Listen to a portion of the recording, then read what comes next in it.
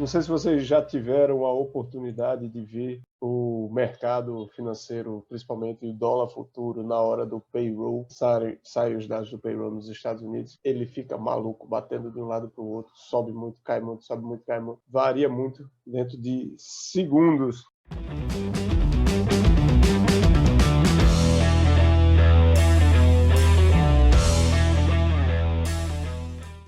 Aqui a gente fala de estratégias de investimento para lucrar em mercados de alta e de baixa.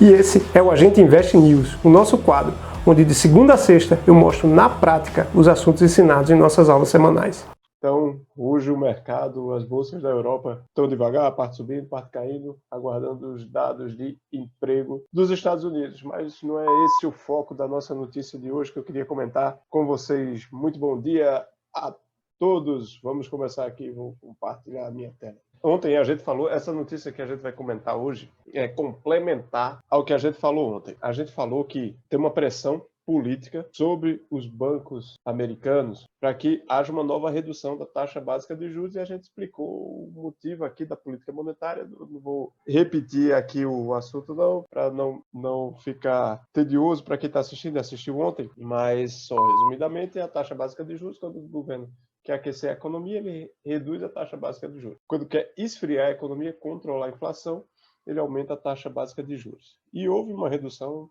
por parte de vários bancos centrais no mundo, no sentido de redução da taxa básica de juros. E a gente acompanhou mais de perto, tanto aqui no Mercado News como no Mercado Análise, a redução da taxa básica de juros dos Estados Unidos, uma faixa de 2 para 1,75 e outra faixa de 1,75 para 1,5. E a gente comentou ontem, na notícia de ontem, da pressão política para uma nova redução na taxa básica de juros. Mas sendo que, para sentir-se os efeitos dessa redução da economia, não é do dia para a noite. Eu expliquei ontem, a roda da economia ela demora para girar. Então, você reduziu a taxa básica de juros, não quer dizer que no outro dia os juros vão estar mais reduzidos no mercado. Então, acontece exatamente isso. Principalmente quando a política monetária é expansionista. Expansionista é o quê? Ele está querendo aquecer a economia. Então, o que é que ele faz? Ele reduz a taxa básica de juros. Vamos lá. Caixa Econômica, essa notícia aí.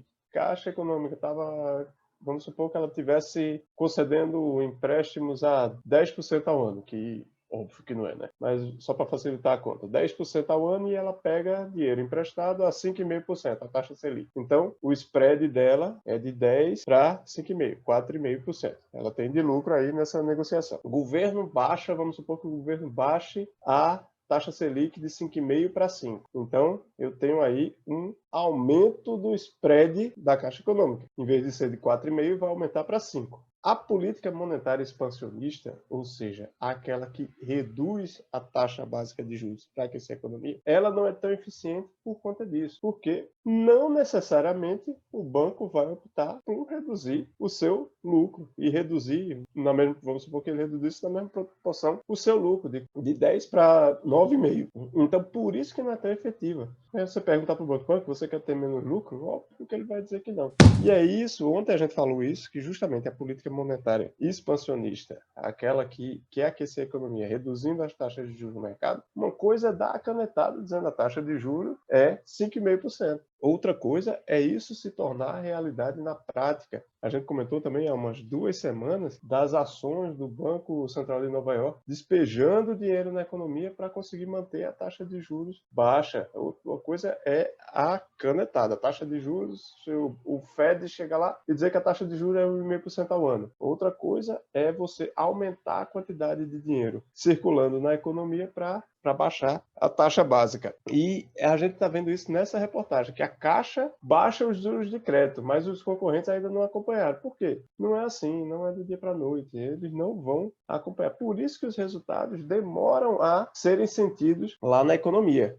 Agora, se for uma política restritiva é o seguinte, ele vai aumentar a taxa básica de juros para controlar a inflação. Reduzir a quantidade, quanto mais cara a taxa de juros, menos dinheiro circulando na economia, o crédito mais difícil, que acaba dificultando a tomada de crédito pelas famílias. Vamos lá, dar aquele mesmo exemplo da Caixa Econômica. A Caixa Econômica está ali concedendo empréstimos a 10% ao ano. A taxa Selic é 5,5%. Se o governo entende que a inflação está alta, ele quer controlar a inflação, ele aumenta a taxa básica de juros. Vamos supor, de 5,5% para 6%. A Caixa Econômica, os bancos, estou falando Caixa só por conta dessa reportagem aí que está se referindo à Caixa. A Caixa Econômica, ela diminuiu o lucro dela. Ela estava de 10 para 5,5%, tem 4,5% de spread, de lucro. Agora reduziu de 4,5% para 5% o lucro dela. O que é que vocês acham que vai acontecer? É muito mais fácil ela aumentar a taxa de juros ou não? Claro que é, ela vai querer manter pelo menos aqueles resultados que ela estava tendo antes do aumento da taxa de juros. Então, por isso que é muito mais efetivo quando o governo aumenta os juros, esse efeito ser sentido na economia, do que quando ele baixa os juros. Ontem a gente falou isso na teoria e, coincidentemente, saiu hoje uma reportagem falando justamente disso, que a Caixa já reduziu seus juros, enquanto os outros bancos ainda não acompanharam. Então, isso demora para ser atingido na economia. E a gente vê aí, falando mais por um lado de finanças pessoais, os juros do crédito especial passaram, eu dei esse exemplo aqui de 10%, né? Pelo amor de Deus, né? Eu devia ter, só para facilitar a conta, porque passaram de 289% para 194% ao ano. Então, quando você faz, vê a situação. Você faz um investimento num banco tradicional e dificilmente, tirando o Banco Inter, as fintechs, dificilmente você vai conseguir um investimento que renda pelo menos 100% do CDI. O CDI praticamente igual a Selic, né? Então você vai conseguir ali 92, 98, quando muito. Então ele vai pegar dinheiro emprestado a 90% do CDI, que, vamos lá, seja 5% ao ano. Então ele está pegando dinheiro emprestado a uma taxa de 5% ao ano e emprestando a 200% ao ano. Veja como esse mercado, por que é que os bancos têm tanto lucro? Por quê? Porque eu estou falando no CDB ainda. Quando está poupança, eu estou pegando dinheiro emprestado dos correntistas a 3,85% ao ano, que é a rentabilidade da poupança hoje, e estou emprestando a 194% ao ano. Por que é que os bancos têm tanto lucro? Justamente por isso. E qual é a minha teoria? Minha teoria é que falta concorrência, que agora mesmo, com a entrada das fintechs, claro que é um mercado que ainda está se posicionando, Banco Inter, Nubank, C6, uma série de bancos digitais que estão entrando. O que está acontecendo? Até mesmo a entrada das corretoras, que antes o mercado estava fechado ali e dentro de poucos bancos não existia possibilidade de investir fora de banco. Essa era a opção que se tinha. Para investir em corretora, era preciso de um capital muito alto para investir através de uma corretora. Mas é um tipo de instituição que acabou se popularizando e está se popularizando cada vez mais com redução de taxas. E só isso já trouxe impacto para os bancos. Já tem alguns bancos, antes cobrava-se taxa de administração para títulos públicos. Hoje em dia já tem até bancos que não cobram essa taxa de administração. Por quê? Por conta da entrada das corretoras. Então, o que é que acontece hoje? O mercado de bancos é muito fechado. Bastante regulado. Por um lado, ele tem a questão da segurança, porque ele é extremamente regulado, mas em compensação fica ali fechado na mão de 10 players e, por conta disso, acaba se cobrando essas taxas abusivas. De impostos, a população sem educação financeira acaba recorrendo a esse tipo, eventualmente por emergências, ou acaba entrando nesse tipo de produto, cheque especial, enfim, e acaba ficando fácil. Ele já está com o correntista lá dentro, não tem opções de concorrente para estar brigando pelo cliente dele. As próprias pessoas, por falta de conhecimento, não procuram outras alternativas que não o cheque especial e acaba favorecendo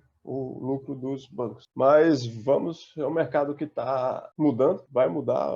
Os nossos filhos vão viver uma situação completamente diferente. Eu ia até trazer uma notícia aqui hoje, mas achei que não ia dar tempo de comentar, mas que no Brasil 71% das transações financeiras ainda são feitas em dinheiro em espécie. Na China, as pessoas não usam mais nem cartão de crédito, já fazem os pagamentos diretamente pelos celulares. Então, é um mercado financeiro que ainda está crescendo dentro do Brasil. E por isso que quanto mais educadores financeiros, quanto mais gente falando sobre investimentos, falando sobre dinheiro, falando sobre gestão financeira, melhor, porque aí é preciso um exército para ajudar as pessoas a enxergar o mercado financeiro e não caírem nessas armadilhas, como, por exemplo, o cheque especial. Bem, pessoal, é isso que eu queria passar para vocês hoje. Obrigado, bom dia. Se você gostou do vídeo, não deixa de dar o like e compartilhar com seus amigos. Se você ainda não nos segue nas redes sociais, não deixa de se inscrever no youtube.com/agenteinvest e no Instagram, @agenteinvest. E se você quiser ser avisado, notificado toda vez que a gente posta um conteúdo novo, é só ativar o sininho se você estiver vendo esse vídeo pelo YouTube, ou se você estiver vendo esse vídeo pelo Instagram, tem 3 pontinhos aqui em cima do vídeo, você pode clicar e selecionar ativar notificações de publicação. É isso, pessoal. Até o próximo vídeo.